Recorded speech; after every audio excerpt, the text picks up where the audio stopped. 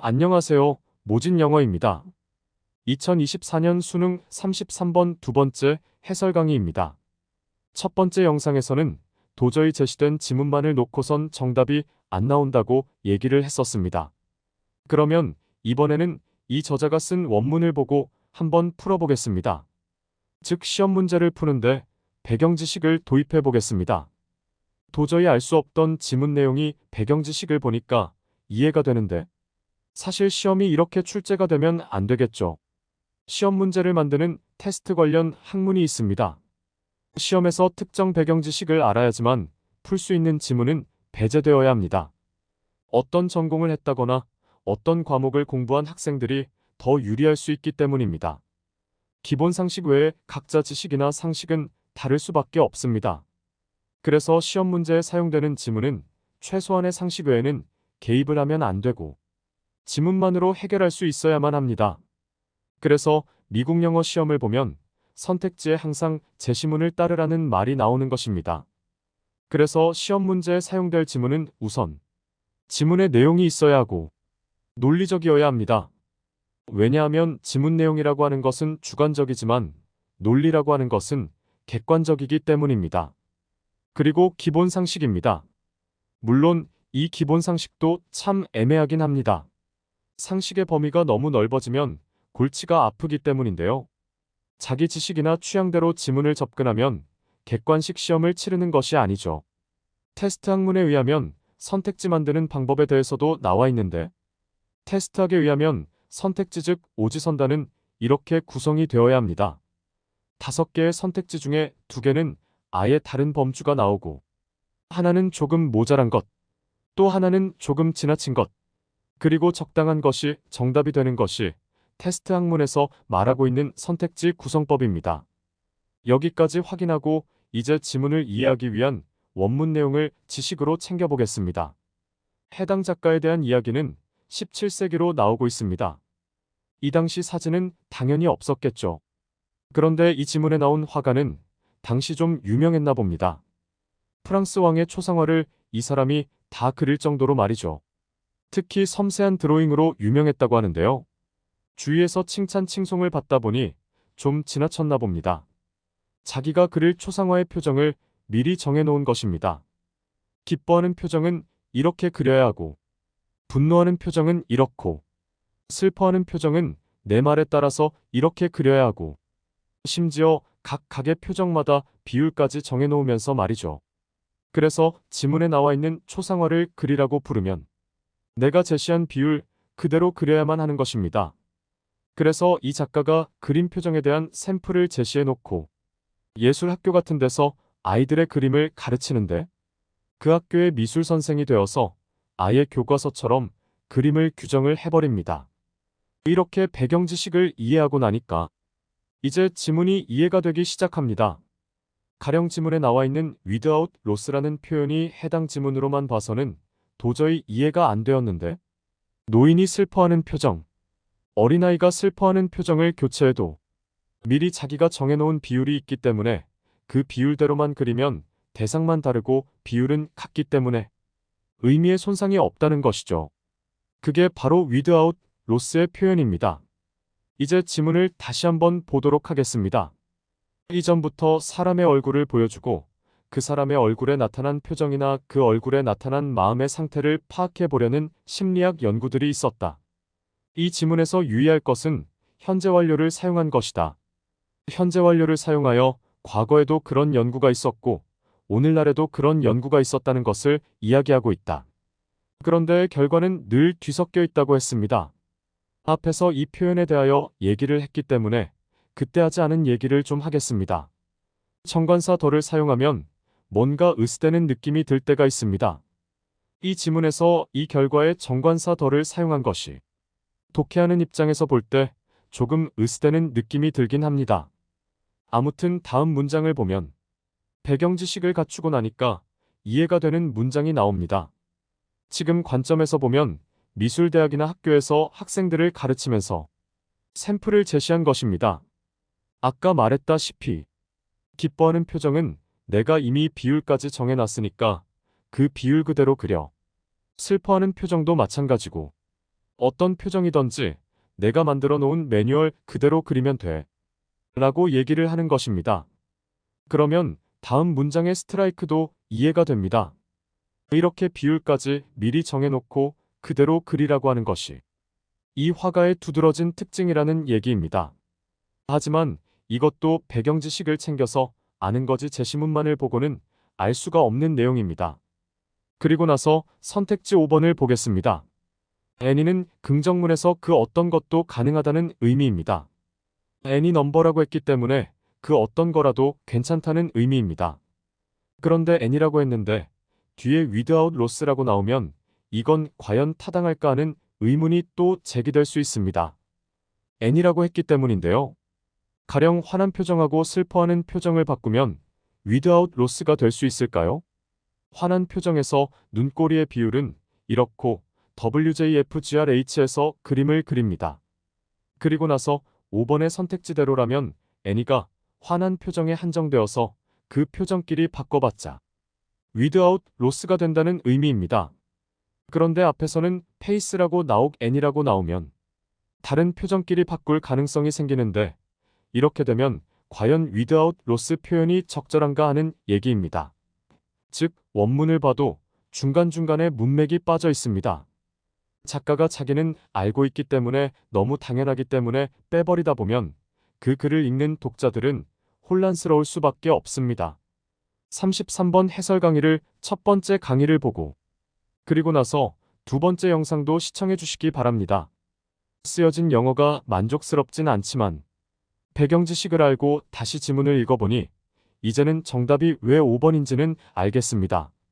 하지만 배경 지식이 없었다면 여전히 정답을 5번으로 선택할 수는 없었을 것 같습니다. 수능 시험이 앞으로도 이렇게 출제가 될 거라면 차라리 출제되는 영어 지문의 길이를 늘려서라도 정보를 충분히 주고 문제를 풀게 하는 것이 영어 공부를 위하여 더 나을 것입니다. 안녕하세요. 모짓 영어입니다. 이번에 치러진 수능 문제 중에서 33번 문제에 대한 문의가 있어서 해설 강의를 준비했습니다. 해설에 들어가기에 앞서 이 문제에 출제된 지문이 과연 전국의 고등학생들의 미래가 달린 시험에 적절한지 의문입니다. 시험이라면 주어진 지문만으로 정답을 찾을 수 있어야 합니다. 즉, 근거가 지문에 있어야 합니다. 하지만 이 문제는 정답의 근거가 없습니다. 간혹 어려운 지문의 경우 원서 원문의 내용을 보고 정답이다 아니다를 판단하는 모습을 볼 수 있는데 이건 시험입니다.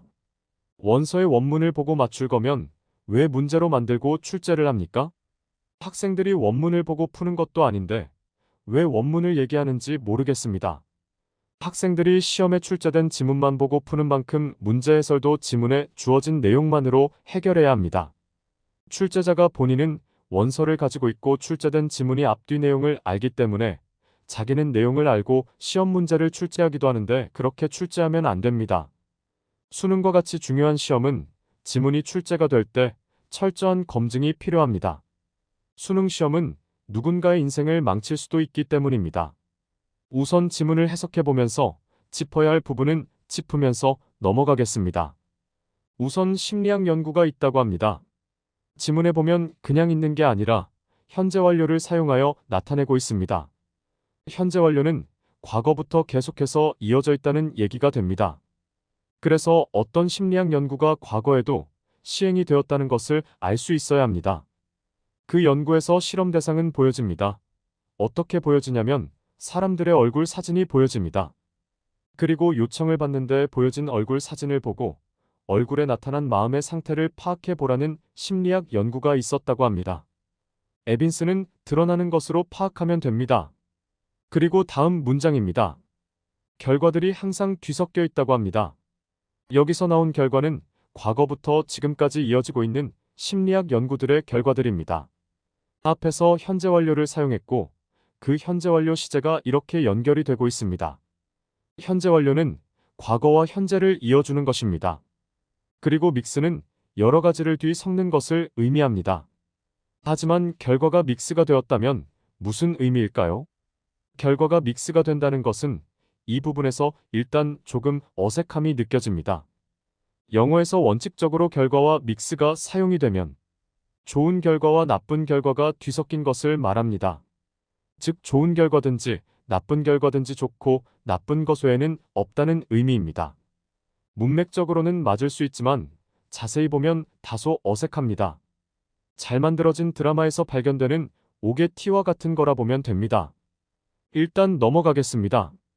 그리고 갑자기 17세기 프랑스 화가이자 사람이 등장하는데 이 이론가이자 화가인 사람이 화가들에게 요구를 합니다. 다양한 감정을 나타내는 여러 얼굴들을 그려달라고 요구를 했습니다. 우선 17세기에는 사진이 없었습니다.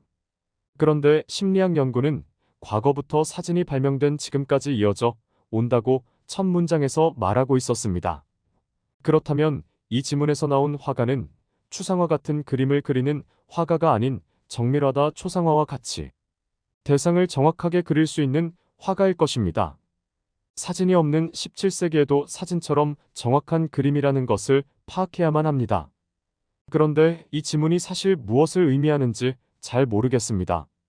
무슨 얘기냐면 화가이자 이론가라고 했는데 이론가라고 나온 이유가 글에 나와 있어야 하는데 전혀 나와 있지 않습니다.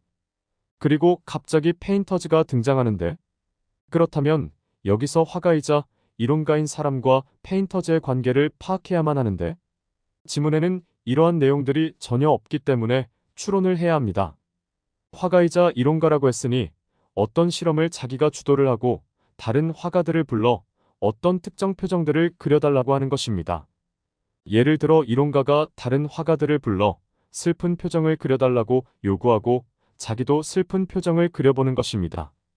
하지만 이렇게 봐도 사실 문제가 있는데 해당 지문에는 이렇게 되어 있죠. 이렇게 되어 있는 것이 아니기 때문에 다른 화가들에게 실제로 요청을 하지 않은 것으로 볼 수도 있습니다. 이럴 때 가능성을 두 가지로 생각해 볼 수 있습니다. 첫 번째 가능성은 얼굴 표정을 그리는 화가는 화가이자 이론가 한 명인 경우입니다. 또 다른 가능성은 얼굴 표정을 그린 화가는 화가이자 이론가인 사람과 나머지 다른 화가들인 경우입니다. 자기도 이론가이긴 하지만 화가라서 다른 화가들을 불러놓고 자기 그림이랑 비교를 하려고 했나? 이러한 생각이 지문을 보면 듭니다. 그리고 뒤통수를 맞는 것처럼 무엇에 대해 놀라운 것은 여기서 대명사됨이 지칭하는 것이 무엇일까요? 일단 앞에 있는 표정이어야 합니다. 그것 외에 대명사가 지칭하는 것은 없습니다. 그리고 이 지문에서 사용된 시제를 보면 is로 되어 있죠. 과거가 아니라 지금이라는 의미입니다. 그런데 또 놓치고 있는 것에는 올 디스가 나왔습니다. 올이라고 했는데 디스는 또 뭐고? 디스가 지칭하는 것은 무엇일까요? 지금은 그림밖에 나온 것이 없으니 그림일까요? 디스가 그림이라면 다양한 표정이 있는데 그 중에서 하나의 표정만을 의미하는 건가요? 이런 걸 봐도 글이 정교하지 않다는 것을 알 수가 있습니다. 가령 어떤 화가가 그린 그림 중에 쓰러진 예수를 안고 있는 마리아 사진이 있습니다. 그런데 그 전체 사진을 보는 것이 아니라 얼굴 표정만 떼어서 본다면 과연 슬퍼하는 것을 알 수가 있을까요? 또 이런 얘기도 해볼 수 있는데요. 예전에 나폴레옹의 동상을 어떤 화가가 만들었습니다. 그런데 동상의 코가 실제보다 높다고 하여 다시 제작을 하게 했고 다시 작업을 했더니 이제서야 나폴레옹과 비슷하다고 인정했습니다. 하지만 실상은 작업하는 척만 하고 전혀 손보지 않았습니다. 이런 경우는 어떨까요? 어찌됐건 이런 상황에서 놓치고 있는 것은 문맥이나 배경이라고 합니다. 감정을 결정하는 것이. 즉, 이 사람이 말하고자 하는 것은 결국 배경이 있어야 감정을 제대로 알 수 있다는 얘기겠죠. 여기까지 보고 선택지를 바라보겠습니다. 우선 3번은 소셜 내러티브가 나오기 때문에 정답에서 바로 제외할 수 있습니다. 그리고 2번도 정답에서 제외가 되는데요. 17세기에는 지금과 같이 연필 볼펜과 같이 정교한 그림을 그릴 도구가 없습니다. 따라서 아무리 뛰어난 사실화라고 하더라도 포토그래픽적인 정교함은 없습니다. 4번도 정답에서 제외할 수 있는데 우선 유니크 캐릭터리스틱 때문입니다. 캐릭터는 원래 뾰족한 도구나 말뚝을 의미했습니다. 따라서 캐릭터리스틱이 명사로 사용이 되면 새겨진 걸 의미하고 화가이자 이론가인 사람이 그린 그림은 얼굴 표정을 그린 것이지 사람의 내면에 새겨진 유니크한 특징이 아닙니다. 사실 이건 그림으로 그릴 수가 없죠. 이제 1번과 5번이 남아있는데 선택지가 영어로 적혀 있지만 무슨 의미인지 해설을 하는 지금도 잘 모르겠습니다. 정답은 5번으로 나와 있고 원문에서도 5번 지문이 적혀 있지만 실제로 문제를 풀 때 1번을 골랐습니다. 왜냐하면 5번 선택지는 영어로 적혀 있지만 올바른 영어가 아닌 것처럼 보이기 때문입니다. without loss가 무슨 의미일까요? 얼굴 표정은 가령 슬픈 표정, 화가 난 표정, 기뻐하는 표정, 부끄러운 표정, 아련한 표정과 같이 다양하게 있습니다. 그리고 substitute는 대체제 혹은 대체하는 것을 의미합니다. 그렇다면 슬픈 표정을 그린 그림을 기뻐하는 그림으로 대체한다. 왜 그래야 하나요?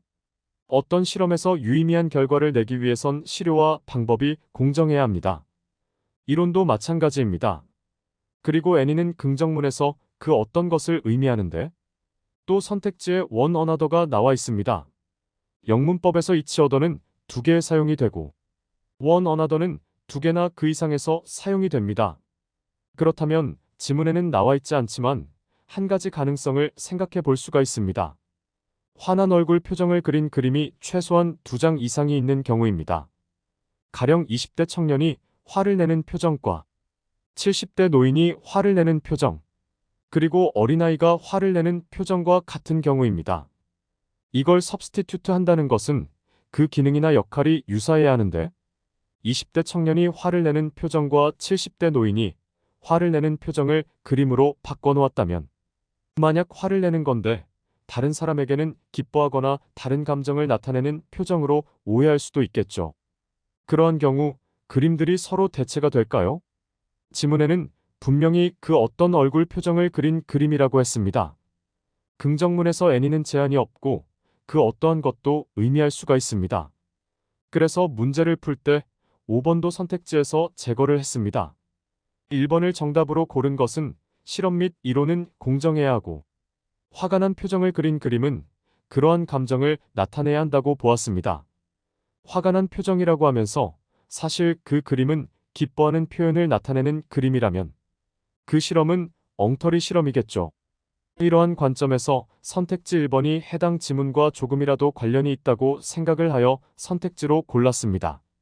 그냥 원문에 나와 있다고 이게 정답이다라고 미리 결정을 하고 해설을 하면 안 되는 겁니다. 그래서 이러한 지문은 출제가 되면 안 된다고 보고 있습니다. 이어서 해설은 마저 하도록 하겠습니다. 우리는 알아야 하는데 이 사람이 누구인가 그리고 다른 사람들이 누구인지 또 그리고 그들의 관계가 무엇인지 알아야 합니다. These other people이라고 하면 어떤 사람인지 모릅니다. 어떤 표정을 띠고 있는 사람과 그리고 그 외 다른 사람, 그 사람들의 관계를 알아야 합니다. 즉 표정과 그 주변에서 배경이 되는 사람들이나 관계들. 그리고 이 장면에서 중요한 것은 그 사람이 누구이고 그 사람과의 관계 그리고 어떤 관계인지가 중요한 것입니다. 예를 들어 십자가의 못이 박힌 예수를 바라보는 제자들을 보고 그 제자들이 슬퍼하는 것을 알 수 있는 것. 그리고 월계수관을 쓰고 있는 예수에서 월계수관도 또 하나의 배경이 됩니다.